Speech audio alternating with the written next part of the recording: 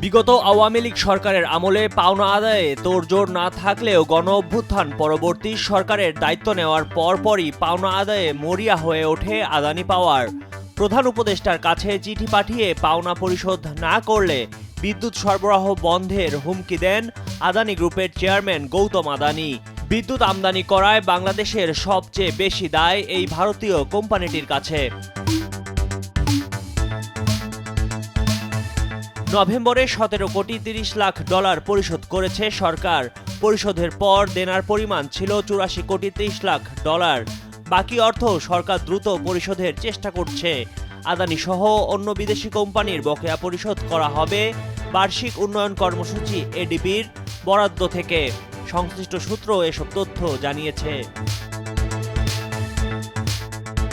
গণঅভ্যুত্থান পরবর্তী সরকারের অর্থনৈতিক ব্যয় সংকোচনের সিদ্ধান্তের অংশ হিসেবে চলতি 2024-25 অর্থ বছরে বার্ষিক এডিপি বরাদ্দ 50,000 কোটি টাকা কাটছাঁটের পরিকল্পনা রয়েছে।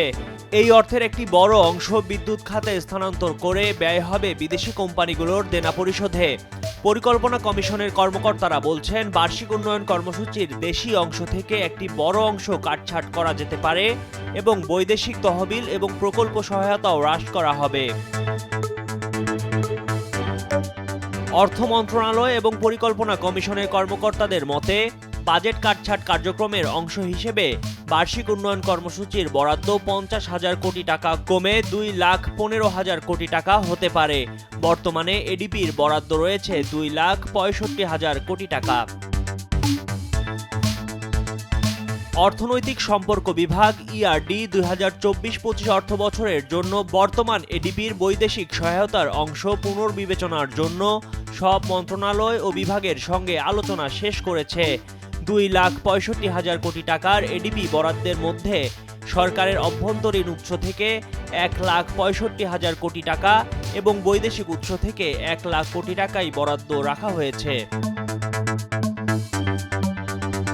পরিকল্পনা কমিশনের একজন জ্যেষ্ঠ কর্মকর্তা বলেন, ইতোমধ্যে সব মন্ত্রণালয় ও বিভাগের কাছে তাদের নিজ নিজ উন্নয়ন বাজেটের জন্য সংশোধিত প্রস্তাবনা চাওয়া হয়েছে। সবার প্রস্তাবনা আসার পরে আগামী মাসের শুরুতে বর্তমান 2024-25 অর্থ বছরের জন্য একটি সংশোধনী এডিপির খসড়া করা হবে। ফেব্রুয়ারিতে অনুমোদনের জন্য সংশোধিত এডিপি পরিকল্পনা কমিশনের বর্ধিত কমিটির বৈঠকে উত্থাপন করা হবে। পরে জাতীয় অর্থনৈতিক পরিষদে অনুমোদনের জন্য উপস্থাপন করা হবে বলেও জানান তিনি। ময়ূখ ইসলাম, কালের কণ্ঠ ডেস্ক।